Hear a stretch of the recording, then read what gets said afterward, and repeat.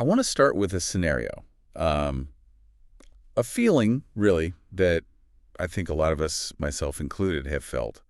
But it's something we rarely talk about out loud. Okay.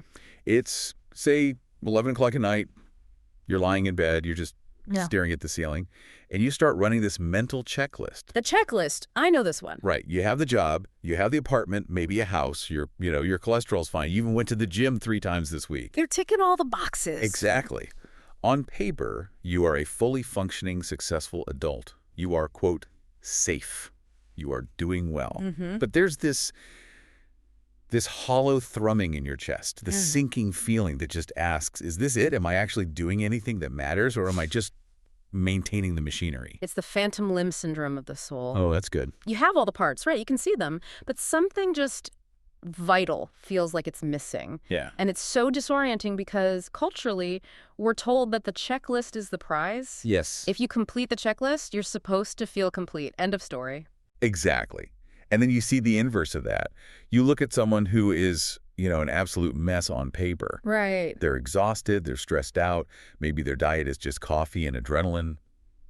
But they are lit up from the inside. They are on fire with some kind of purpose. And you look at them and you think, I have everything and they have passion. Who's winning here? It makes you wonder, are we getting the whole equation wrong? I think we're absolutely getting the equation wrong. Or, well, maybe not wrong, but we're using an outdated formula. The core mystery we're trying to solve in this deep dive is, does well-being automatically lead to self-fulfillment? Is it a straight line? Is it a straight line? Do you get healthy, get safe, get rested, and then poof, you magically stumble into your life's purpose? Or is the relationship way more messy, more paradoxical, and maybe even completely backwards? And to get into that, we're not just, relying on our own anecdotes. We have brought a massive stack of sources to the table for this one. A really fascinating stack. We are looking at a synthesis of perspectives from a whole range of analytical models. We're talking Claude, Gemini, Perplexity, Copilot, DeepSeek, and even Grok. And these models have just combed through everything, from psychological frameworks to philosophical arguments. I mean, from the ancient Greeks all the way to moderns, and practical lifestyle data, too. They're trying to help us parse this all out. It's a huge amount of information. And what I love about this particular stack is that they don't all just, nod and agree with each other. Not at all. We've got Perplexity looking at hard data. We've got Claude diving into the really deep philosophical nuance. And Grok. And then you have Grok, which throws in these very pragmatic, almost cynical warnings about the whole thing. So our mission here isn't to just give you more buzzwords. Right. No live, laugh, love here. Definitely not. We want to understand the mechanics of satisfaction. Is happiness the fuel for success, or is success the fuel for happiness? That's the real question. I have to be honest with you before we jump in. I came into this research with a very, very specific bias. Oh, do tell. I am a full-on devotee of what I now know is called the foundation theory. I've always operated on the belief that if I just optimize my biological hard drive, Okay, I like that metaphor. if I get the 8 hours of sleep, drink the green juice, meditate, lower my cortisol, all of that stuff, then the software, the creativity, and the purpose, it'll just run smoothly on its own. So you saw well-being as the prerequisite, the absolute first step. 100%. You have to build the foundation before you can put up the walls. Which is the logical, totally intuitive approach. It's the put on your own oxygen mask first theory of life. And as we're going to see, you're not wrong. You're just incomplete. Incomplete. Okay. The sources suggest that treating well-being purely as a prerequisite, as just step one, that can actually become a trap in itself. Okay, I'm intrigued. So let's get into it. But first, we have to clear the fog. We throw around terms like well-being and self-fulfillment like they're the same thing. They're used completely interchangeably, aren't they? All the time. I'm working on my well-being. And what that usually means is I'm taking a mental health day to binge watch a show on Netflix. Right. And that ambiguity, that's where all the trouble starts. Perplexity and Claude, two of the big sources here, were very, very strict about this. They argue that while these concepts definitely touch, they are distinct. Not the same thing. Not at all. You can have one without the other. And to understand the relationship between them, we absolutely have to define the variables first. Okay, so let's drill down on well-being. Because to me, and I think to most people listening, well-being just means I feel good. And it does include feeling good, but it's much more structural than that. Think of it this way. Perplexity breaks it down into two main buckets. You have objective well-being and subjective well-being. Objective and subjective. Objective well-being is the data. It's your blood pressure. It's your bank account balance. It's the safety of your zip code. It's basically the stats sheet of your life. The facts. The things you could prove in court. Precisely. And then subjective well-being is how you feel about that stat sheet. It's your personal evaluation. Are you happy with it? Are you satisfied? Okay, so objective is I own a house. Subjective is I love my house versus this house is a money pit and I hate it. You've got it. Exactly. But here is the distinction that perplexity highlights. And honestly, this is the pivot point for our entire conversation today. This is huge. Okay, I'm ready. We have to distinguish between hedonic well-being and eudaimonic well-being. Okay, I remember these from a Philosophy 101 class like a million years ago, but refresh my memory. Hedonic is hedonism. Yes, about pleasure, right? Yes, exactly. Hedonic well-being is pleasure-oriented. It's all about the presence of positive feelings and, crucially, the absence of pain. It's comfort. It's relaxation. A good meal. A good meal, a warm bath, a low-stress day at work. It's essentially your brain's primitive lizard part saying, I am safe and I am comfortable, all is well. So if I were to put it simply, hedonic well-being is eating a donut. Hedonic well-being is absolutely 100% eating a donut. It's immediate gratification. It's pure pleasure. Now, compare that to eudaimonic well-being. Eudaimonic? Yeah, this comes from Aristotle. The word is eudaimonia, and it's often translated as happiness, but that's a really bad translation. A much better one is flourishing. Flourishing. Okay, that feels different. It's totally different. It's not about feeling good in the moment. It's about functioning well. It's about living up to your potential. It's about growth. So if hedonic is a donut, what's eudaimonic? Is it a kale smoothie? No, a kale smoothie is just a sad donut. It's still playing the same game. Okay, fair enough. Eudaimonic is more like training for a marathon or learning a new language or writing a book. Think about the actual in-the-moment experience of training for a marathon. Is it pleasurable in that hedonic donut-eating sense? God, no. Not at all. Your nipples are chafing. Your legs are burning. You're waking up at 4 in the morning when you desperately want to be sleeping. It's mostly miserable. Exactly. On a hedonic scale, marathon training scores a 0. Maybe even a negative. It's high discomfort, high stress. But on a eudaimonic scale, it scores incredibly high. You are pushing your limits. You are being disciplined. You are becoming a runner. You are realizing a potential that was just sitting there dormant. This is a really huge distinction because I feel like our entire culture sells us hedonic well-being as the ultimate goal. Constantly. Buy this mattress, take this vacation, eat this specific food, and you will be well. But you're saying that being well in that deeper eudaimonic sense, it often feels kind of bad. It often feels like struggle. It feels like effort. And that is precisely why the sources, specifically Claude, was big on this point. These are distinct concepts. You can be swimming in hedonic pleasure, perfect comfort, zero stress, and be eudaimonically bankrupt. A comfortable, well-fed ghost in your own life. What a way to put it, yes. And conversely, you can be eudaimonically rich. You're struggling for a cause you believe in, you're working on a masterpiece, while your hedonic well-being is just in the toilet. Your comfort levels are at 0. Correct. So, with that in mind, let's define self-fulfillment in this context. Claude and perplexity align this concept very, very closely with eudaimonia. It is the realization of potential. So it's an action. It's an action. It's not a state you just sit in. It's something you do.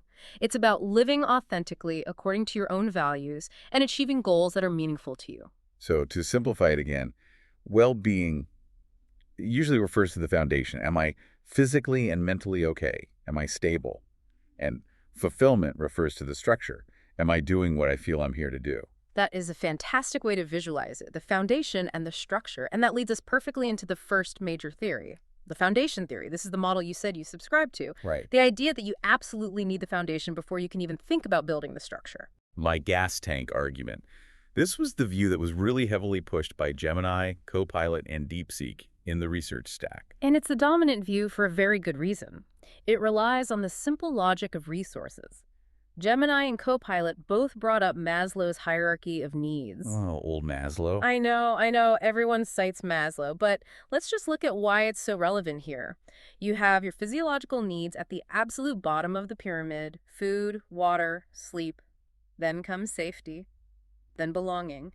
And where is self-actualization or fulfillment? It's way up at the tiny little point at the very top. At the very top, the logic being you cannot possibly compose poetry if you are actively being chased by a bear. Or in a slightly more modern context, you can't worry about your legacy or your life's purpose Yeah. if you're worried about how you're going to make rent next week. Exactly. Your focus is on survival. But DeepSeek took this a step further than just money and food. They analyzed it through this incredible lens of cognitive bandwidth. Oh, I love this part of the research. This is the idea that our willpower, our mental energy, it isn't infinite, right? Not even close. Think of your brain like a computer CPU. You have a limited amount of processing power at any given moment. Now, if you are physically unwell, let's say you have chronic back pain or you're severely sleep deprived, that is a background program that is constantly running. It's eating up your RAM. It's eating up, say, 30% of your RAM all the time. Now, add financial stress on top of that. That's another 30% of your processing power just gone, dedicated to worrying, planning, calculating. So you're left running on, what, 40% capacity? On a good day. On a good day. And here's the problem. Self-fulfillment, the deep work, the creative problem solving, the strategic planning, learning a new skill, that is the most expensive software you can possibly run. It takes peak performance. It requires peak executive function. So if your well-being is low, if your foundation is shaky, your brain automatically goes into power saver mode. It has to. Yeah. It shuts down the growth and exploration drives to preserve every last bit of energy for basic maintenance. So it's not that you're lazy or unmotivated. It's that you literally don't have the neurological resources available to even care about your higher purpose, because your brain's primary job is just trying to keep you alive until tomorrow. Precisely. You are in survival mode, not thriving mode. And then Gemini adds another layer to this. The optimism factor. High well-being acts as a kind of lens through which you see the world. So. Well, when you're well-rested, when you're healthy and you feel safe, your brain is producing more of the good stuff, serotonin, dopamine. You biologically perceive the future as being safer and more full of opportunity. Oh, I have definitely felt this in my own life. When I'm run down and tired, a new project at work looks like a threat. It's like, oh God, another thing I have to do. Yes. But when I'm rested and feeling good, that exact same project looks like an adventure, an opportunity. And that is the biological basis of hope. It's not just a mindset, it's a neurochemical state. So the foundation theory argues, very convincingly, that you must secure your well-being first. You have to fill the gas tank. Because if the tank is empty, If the tank is empty, the car doesn't move. It doesn't matter how beautiful the destination is. it's a really compelling argument. And honestly, it's comforting. It tells me that it's okay to focus on myself. It justifies the bubble bath and the nap as being, strategic productivity. And to a certain extent, it is. It absolutely is. But Here it comes. Here comes the turn. here comes the turn. If the foundation theory were the entire truth, then we would expect to see a perfect one-to-one correlation. We would expect that the people with the most resources, the best health, the most comfort, they would naturally be the most fulfilled people on the planet. The rich kid syndrome. The trust fund paradox. Exactly. We all know people or know of people who have made it. They have the time, they have the money, they have perfect health. And yet they're drifting, they're bored, they are completely and utterly listless. This is what DeepSeek and Grok in the sources labeled the divergence. They specifically warn about something they call the comfort trap. Yes, the comfort trap. And I think this is where the modern commercialized definition of wellness really leads us astray. Because we've mixed up wellness with just being comfortable. We have completely conflated wellness with comfort. And you have to understand, our biology is designed to seek comfort above almost all else. We are evolutionary machines designed to conserve energy. Right. Find food, don't get eaten, rest. That's the program. If you give any biological organism, including us, a chance to sit on the couch and eat high-calorie food without having to move, it will take that deal 9 times out of 10. To a primitive brain, that is success. So we are literally fighting our own programming when we try to do hard things. We are. And DeepSeek makes this powerful point that comfort is very often the enemy of progress. If your well-being is focused purely on the hedonic side, on pleasure, on ease, on the lack of stress, you can accidentally remove all the friction that is required for growth. Friction. That feels like a really key word here. It's everything. Growth requires resistance. Your muscles don't grow without the tension of lifting weights. Your mind doesn't learn without the confusion of tackling a new idea. Your character doesn't build without facing difficulty. So if you optimize your life to remove all difficulty, which is often what we think we mean by wellness, you might accidentally be removing all the triggers for self-fulfillment at the same time. You're creating a perfectly smooth, frictionless environment where you just slide. You never have to climb. This reminds me of the tortured artist paradox that a few of the sources brought up. You know, this cultural archetype we have of the genius who is just absolutely miserable in their daily life. Van Gogh, Hemingway, Frida Kahlo. Claude has a great name for this. He calls it the different paths theory, and it directly challenges the modern have-it-all narrative. It suggests that sometimes pursuing self-fulfillment requires a direct sacrifice of well-being. That's a really scary proposition. We're all told we should be aiming for work-life balance. That's the goal. And maybe balance is just another word for mediocrity. I'm just playing devil's advocate here, but look at the examples the sources give. The activist fighting for a revolution, the entrepreneur sleeping under their desk to launch a company, the scientist obsessing over a cure. Are they well, in that hedonic sense? No, of course not. They're stressed, they're exhausted, their relationships are probably fraying at the edges. But they are arguably more fulfilled in that deep eudaimonic sense than the person who clocks out at 5 p.m. on the dot and watches TV for 4 hours. It really boils down to the question of what you're maximizing for. Are you maximizing for comfort, or are you maximizing for impact and meaning? That's the trade-off.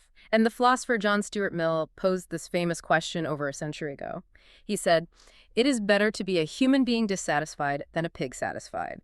Better to be Socrates dissatisfied than a fool satisfied." Whoa, okay, let's unpack the happy pig. Because honestly, some days being a happy pig sounds fantastic. Of course it does. Just some mud, some food, no existential dread. Sign me up. That is the siren song of hedonic well-being. The pig has perfect well-being, in a sense. It has no anxiety, its basic needs are always met, but it has zero potential. It has no eudaimonia, it will never be anything other than a pig. And Socrates. Socrates, on the other hand, is about to be executed by the state for asking too many questions. He is anxious, he is persecuted, he is physically uncomfortable in a prison cell, his well-being is terrible. But he is intellectually and spiritually fully alive. He is fulfilling his nature as a philosopher right up to the very end. So the question the sources are forcing us to ask ourselves is, which one are we actually choosing with our actions? Because we all say we want to be Socrates. We say we want meaning and purpose. We post quotes about it on social media. Right. But our actions, the endless doom scrolling, the comfort eating, the constant avoidance of hard or meaningful work, they look a lot more like we're trying to be the pig. And that is the core of the comfort trap. That is why well-being, especially hedonic well-being, doesn't automatically lead to fulfillment. Yeah. You have to consciously choose to leave the comfortable mud. You have to choose to step out of the comfort zone that your well-being provides for you. Okay, so we've established that well-being is a necessary foundation, but it can become a trap if it's too comfortable. It's not the whole story. But there's another layer to this onion. And this was the part of the research that actually made me feel optimistic. We've been asking this whole time if well-being leads to fulfillment, but Perplexity and Gemini in particular suggest that the arrow might actually point the other way. This is the reverse loop. And frankly, I agree, this is the most empowering part of the entire synthesis. The argument is that the act of achieving fulfillment is what makes you well. So doing the hard thing is actually the medicine, not the thing you do after you take the medicine? Exactly. Gemini breaks this down into what it calls the mechanism of purpose. When you engage in meaningful activities, you aren't just doing work, you're constructing a psychological framework. You are building a self. You're building your why. You're building your why. And think about something like self-esteem. Real, durable self-esteem doesn't come from reciting affirmations in the mirror. It doesn't come from someone else telling you you're great. No, it comes from competence. It comes from doing something difficult and succeeding and realizing, oh, wow, I am capable of affecting the world. I can make things happen. That sense of mastery and accomplishment boosts your mental health in a way that a bubble bath never, ever can. This brings us to the idea of flow states. Both Gemini and Perplexity highlighted this as a key mechanism. I've read about flow, but explain the mechanics here. Why is it a form of well-being if it's usually really hard work? So a flow state, as defined by the research, is that state of being where the challenge of the task you're doing perfectly matches your skill level. You get so absorbed that you lose track of time. You even lose your sense of self. your internal monologue shuts up for a bit. It shuts up completely. Now, biologically, what's happening? Your brain is releasing this incredible cocktail of performance-enhancing neurotransmitters, dopamine for focus, norepinephrine for alertness, anandamide for, well, they call it the bliss molecule. It's a high-performance state. But it's not relaxing in the traditional sense. It's intense. It's very intense. But here is the key, and this is why it's so important for well-being. It is anti-entropic. Anti-entropic, meaning against chaos. Exactly. Normal conscious life is chaotic. Our thoughts are scattered, we're worrying about the past, anxious about the future. In a flow state, all of your psychic energy is ordered and focused on a single, clear goal. It gives your brain a profound break from the constant, exhausting chatter of anxiety and distraction. So the work itself is a form of deep rest for the anxious part of the mind. It is a profound form of mental restoration, and Perplexity cited studies showing that people who experience frequent flow states have lower baseline cortisol levels and better emotional regulation after the task is done. The benefits spill over. So you don't just get happy to do cool things. Doing cool things literally makes you happy. And healthier. Perplexity even mentioned one longitudinal study where a person's self-appraisal of their life as fulfilled was a strong predictor of their future physical health and even their longevity. Wait, hang on. So feeling like your life has meaning can actually make you physically healthier years down the line. Yes. It's the will to live effect quantified. If you have a powerful purpose, a project you're passionate about, a person you're caring for, a cause you believe in, your body seems to rally its resources to keep you in the game longer. It touches on this idea of resilience. The old Nietzsche quote comes to mind. He who has a why to live can bear almost any out. It's a bit overused, but it's scientifically sound. Yeah. A strong sense of purpose acts as a psychological armor. Think about it. If you're just living for hedonic pleasure, a bad day can ruin your entire life. If the weather is bad, or the food is cold, or someone is rude to you, you're miserable. Because your whole goal is to feel good, and now you don't. Right. But if you are on a mission, if you are building something, creating something, fighting for something, those same inconveniences are just background noise. They don't pierce the armor. You have a buffer against the small miseries of life. So purpose protects your well-being. It's a shield against the chaos. It protects your mental well-being. Absolutely. It makes you tougher. But, and we have to be responsible here, there is a danger zone. I was waiting for this. Because I can hear all the hustle culture bros cheering right now. Well, for sure. We're saying, see, I told you, just grind. Sleep is for the weak. Self-care is a myth. And that is exactly where you drive right off a cliff. Grok, which tends to pull from more real-time discussions and controversial takes, was very clear in highlighting what it calls the burnout caveat. Okay, what's the burnout caveat? It's the scenario where you chase eudaimonia, the fulfillment, the goal, the legacy, so single-mindedly and with such intensity that you completely neglect the biological foundation. You stop sleeping, you eat garbage, you don't see your friends, you never take a day off. It's the I'll sleep when I'm dead mentality. Right. And Grok's blunt point is, if you adopt that mentality, you will get there a lot sooner than you think. This is the backfire. You might be fulfilling your potential as a CEO or an artist for a year, maybe two. But if you destroy the biological machinery, your body, your brain, the whole structure collapses. It's the sustainability argument, isn't it? You can sprint for a mile, maybe. You cannot sprint a marathon. You can't. Fulfillment built on a foundation of poor well-being is unstable. It's a skyscraper built on sand. Eventually, the chronically high cortisol shreds your arteries. Eventually, the profound lack of sleep destroys your cognitive function and your emotional regulation. And then what happens? And then, not only have you lost your well-being, but you've lost the very capacity to pursue the fulfillment that you sacrificed everything for in the first place. You burn out. So we have a real dilemma here. If you focus too much on well-being, Yeah. especially that comfortable, hedonic kind, you fall into the comfort trap. You stagnate. You become the happy pig. But if you focus too much on fulfillment, on the grind, you burn out and you break. The backfire. Which brings us, finally, to the synthesis. And this is where all the sources, Gemini, DeepSeek, Perplexity, Claude, all of them, they really converge on a single unified idea. Which is? They all agree that we need to stop looking at this as a line. It's not step one, step two, get fulfilled. And it's definitely not ignore well-being, chase fulfillment. It's a loop. It is a bidirectional, reciprocal feedback loop. One creates the other, which in turn creates more of the first. Okay, walk me through how this works in practice. Let's say tomorrow morning. How does this loop start? Okay, tomorrow morning, step one. You use a bit of your foundational well-being. You hopefully got a decent night's sleep. You eat a breakfast that isn't pure sugar. You have a baseline of physical and mental energy. Okay, so the gas tank is at, let's say, 50%. Not full, but not empty. Exactly. Now, step 2. You use that energy to do something eudaimonic, something meaningful, but maybe a little hard. You don't just sit on the couch and scroll. You spend 20 minutes writing that proposal. You go for that run you were dreading. You have that difficult but necessary conversation. You spend some of that energy to achieve a micro goal. Okay, so I've spent the energy. Logically, I should be more depleted now. Physically tired, maybe. But step 3 is the magic.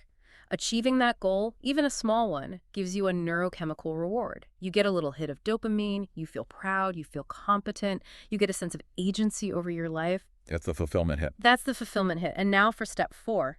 That psychological boost, that feeling of accomplishment, it refills your well-being tank. It lowers your overall anxiety for the rest of the day. It makes you feel better about yourself, which means the next morning, you don't wake up with less energy. You wake up with more mental bandwidth to do it all over again. It's an upward spiral.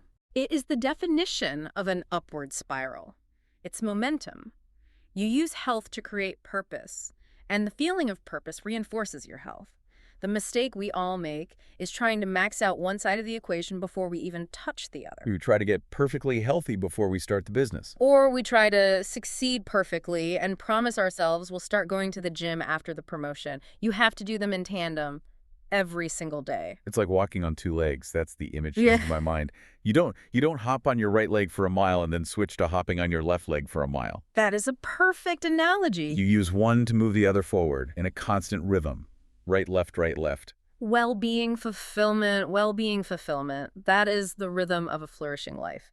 And this brings us all the way back to that key definition from Perplexity Eudaimonic Well-being. Right, the flourishing. When you really truly understand it, the distinction between the two concepts almost starts to blur. When your personal definition of being well includes having meaning and making progress, then the conflict it disappears. They become two sides of the same coin.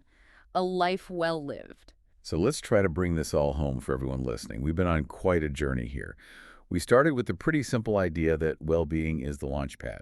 And it is. You do need the resources. You need the foundation. But we also learned that fulfillment is the structure you build on top of that foundation. It's your potential realized. And if you never build the structure, the foundation is just an empty lot, a waste of good ground. And crucially, the part we can't forget.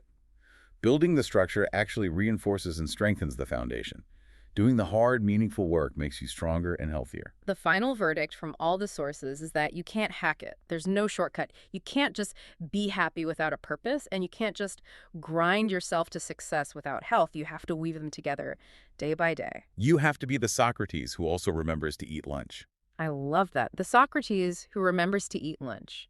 And maybe gets a decent night's sleep. It's a balance, and it reminds me of what we touched on with Claude's different paths theory. It really makes you wonder about the small choices we're making every single day. It does, and that raises a really important and maybe slightly uncomfortable question for you, for me, for everyone listening. It's a question I think you should actually sit with for a minute after this is over. Yeah. Don't just nod along and move on. Right.